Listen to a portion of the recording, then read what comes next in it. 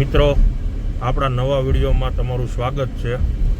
અને હવે આજે આપણે નીકળી ગયા છીએ.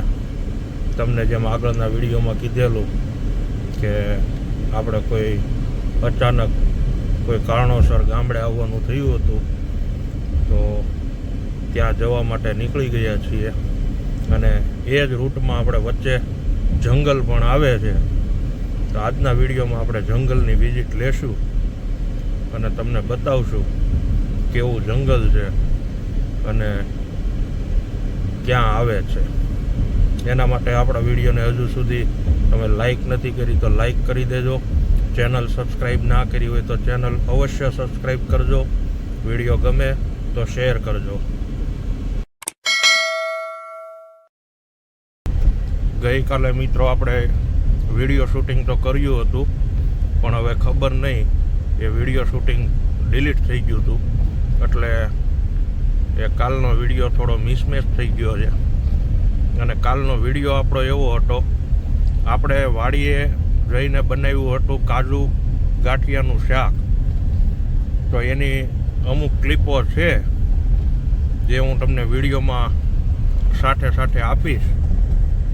તો કાજુ ગાંઠિયાનું શાક પણ કેવું બન્યું હતું એ પણ તમને આજના વિડીયોમાં આપણે બતાવશું.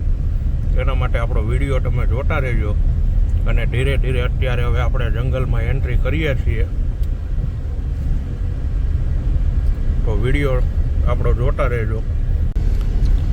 આપણી ગાડી હવે નદીમાં જાય છે, કારણ કે આ રસ્તો જે છે એ નદીમાંથી બનેલો છે. અને આ નદી છે મિત્રો. અને અત્યારે ધીરે ધીરે આપણે જંગલ તરફ જઈએ છીએ. તો એના માટે વિડીયોમાં બન્યા રહેજો. તો આ જંગલ ચાલુ થઈ ગયું છે ધીરે ધીરે, પણ આ ઉનાળાના કારણે જંગલ પણ આખું સૂકું થઈ ગયું છે.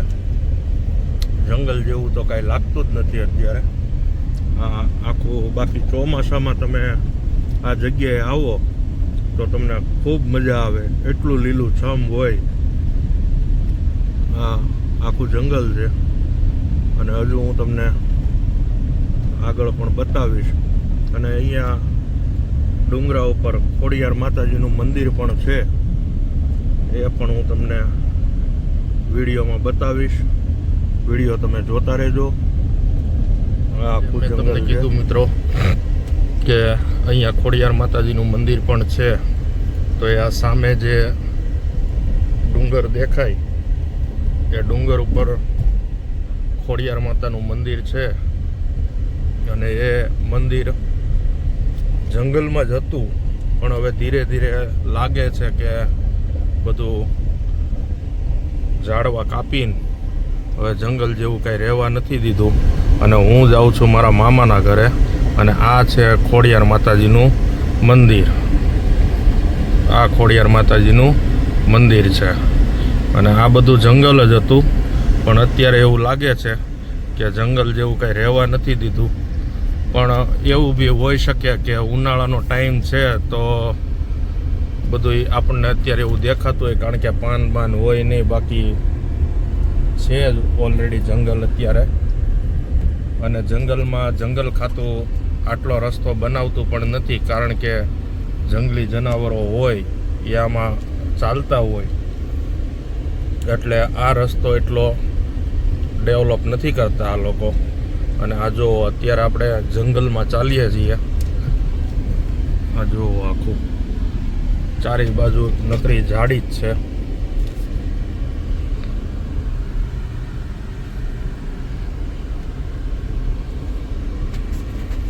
તો આ રીતનું જંગલ છે.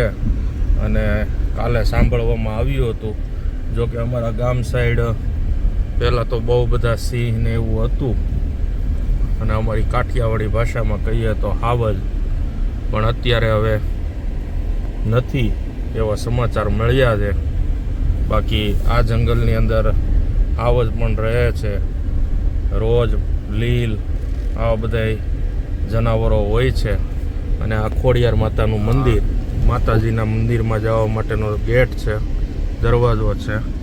અત્યારે આપણે હવે આવ્યા છીએ એવા ગામે હવે હું તમને કહી દઉં મિત્રો, મારા નાની એક્સપાયર થઈ ગયા હતા અને એમનું પાણી ઢોળ છે, એટલે અમે અત્યારે સૌરાષ્ટ્ર આવ્યા છીએ. અને અત્યારે હું જાઉં છું મામાની ઘરે, કારણ કે આવતીકાલે દશાનો પ્રોગ્રામ છે અને સાથે હું ભાણિયો, અને મને ઈચ્છા છે કે આપણે ધૂન કીર્તનનો ભજન કીર્તનનો પ્રોગ્રામ કરીએ.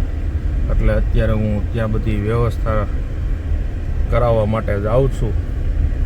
અને કાલે પછી આપણે આગળ જોશું કાલના વિડીયોમાં કે આપણું જે ભજન કીર્તનનો પ્રોગ્રામ હતો એ કેવો થયો હતો. એના માટે અત્યારે હું સ્પેશિયલ જાઉં છું. અને આ આપણે અત્યારે જંગલમાં ચાલીએ છીએ. અને મારા ગામથી મારા મામાનું ગામ 10 કિલોમીટર થાય ફક્ત. આ 10 કિલોમીટરની અંદર આ જંગલ પણ આવી જાય, બીડ પણ આવી જાય. બીડ એટલે ડુંગરાઓમાં બધા ઝાડવા હોય અને બીડ કહેવાય. અને હવે આપણે ગામમાં અંદર આવશું, કારણ કે ગામ એકદમ જંગલને અડીને જ છે. એટલે તો મિત્રો, આ જુઓ તમે ગામડાનું વાતાવરણ છે. આ પેલું મેં તમને તળાવ જે બતાવ્યું હતું, આ એ તળાવ, એ ખરેખર તળાવ નથી, સાથે નદી પણ છે. અને નદીમાંથી પાણી આવે છે આ તળાવમાં. તળાવ નથી, સાથે નદી પણ છે. આ જુઓ તમે, આ વાતાવરણ જુઓ, આમ મજા જ આવ્યા કરે. સૌરાષ્ટ્રની ધરતી ઉપર આવી એટલે આમ કંઈક આનંદ જ અલગ હોય. એ કાકા, આની અંદર તમે કાજુ તો નાખી દીધા? ઓલા ઝેન શાકમાં કાજુ તો નાખ્યા છે ને? કે કાજુ વગરનું બનાવ્યું? નાખ્યા ને? તો વાંધો નહીં, નકર ઓલા ઝેન વાળા એમ કે અમને કાજુ વગરનું શાક ખવડાવ્યું. કાજુ ગાંઠિયાનું શાક બને છે મિત્રો. અને આ મારા કાકા છે, ઘનશ્યામભાઈ સુહાગિયા. અને અમારા ગામનું મિત્ર મંડળ એક ધૂન મંડળ પણ ચલાવે છે. તો સૌરાષ્ટ્રની અંદર તમારે ક્યાંય કોઈ પણ જગ્યાએ, સૌરાષ્ટ્રમાં તમારે કોઈ પણ જગ્યાએ ધૂન મંડળ બોલાવવું હોય તો એક વખત કોમેન્ટ કરજો. આપણા આ કાકા છે, 1 મિનિટ હું તમને વાત કરાવું કાકા સાથે. બોલો. 5 તારીખે વિડીયો મૂકી દેજો આપણું મંડળ છે. પાક્કું 5 તારીખે આપણો મંડળનો વિડીયો આવી જશે. અને આ મંડળ અમારા પરિવારનું જ છે, ધૂન મંડળ. અને એકદમ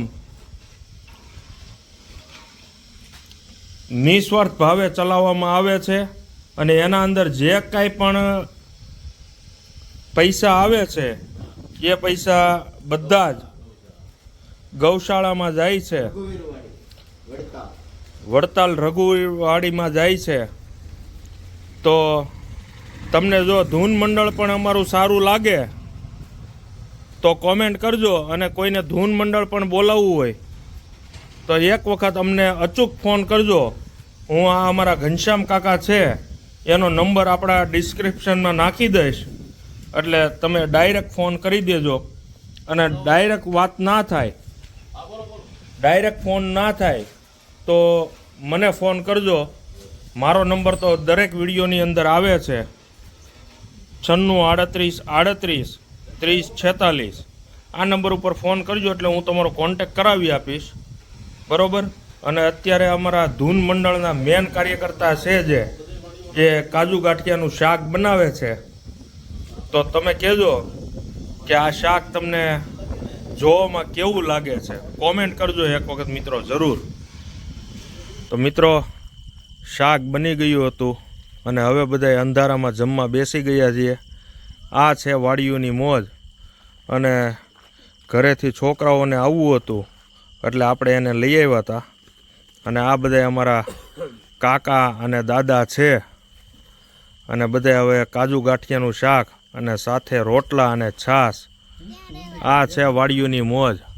જોવો, અંધારું થઈ ગયું છે અને આ મોજ આપણે લઈએ છીએ અત્યારે.